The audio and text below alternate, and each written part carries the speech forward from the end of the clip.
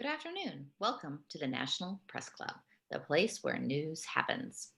I'm Tammy Lytle, a freelance reporter and past president of the National Press Club. Thank you for joining us today for our virtual headliners book and author talk with Elizabeth McGowan, a National Press Club member and the author of Outpedaling the Big C, My Healing Cycle Across America. We'll get started in a minute, but just a reminder that we are happy to accept your questions and will ask as many as time permits. To submit a question, please email headliners at press.org.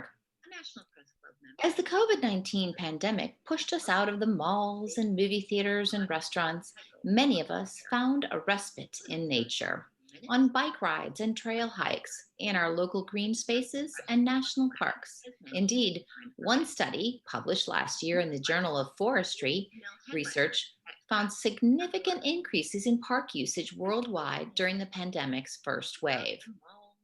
Nature may indeed be soothing for the soul, and boy, can we use that this year. Today, we highlight one of our own special National Press Club members, Pulitzer Prize winner Elizabeth McGowan. Elizabeth has written a moving memoir about her 90-day solo bike ride from Oregon to Virginia, undertaken during her recovery from melanoma. That's the same disease that killed her father at age 44, while Elizabeth was just a teenager. Elizabeth chronicles her 4,000 plus mile journey in an insightful and touching memoir called Outpedaling the Big C, My Healing Cycle Across America.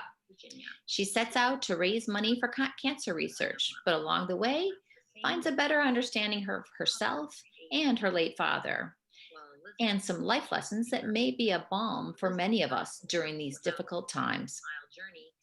This month also marks both National Bike Month and National Melanoma Awareness Month. So we are especially glad to converse with Elizabeth, now a freelance journalist covering energy in the environment.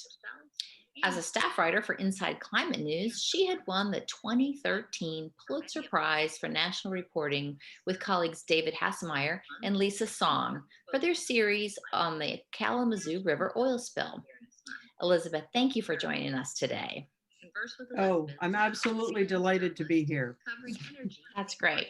So, spoiler alert. I can tell you something about how the book ends because Elizabeth is here with us today, having survived not only the physical strain of her trip, but the emotional and medical challenges of surviving cancer repeatedly. Along the way, she raised money for the Wisconsin hospital where she was treated, talked with many people along the way about melanoma, and even passed out coupons for sunscreen. So I'm going to start out Jeopardy style with an answer in the form of an excerpt from the book, then a question, then we'll hear our first live answer from Elizabeth.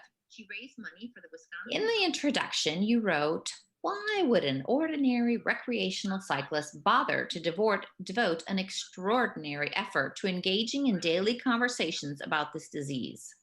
As corny as it may sound, I believe that most people want to be part of the greater good.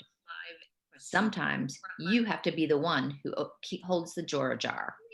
Deep down, we all know that nobody gets out of here alive, but I think most of us have the urge to make our stay, however brief, somewhat memorable. That's a quote from the introduction.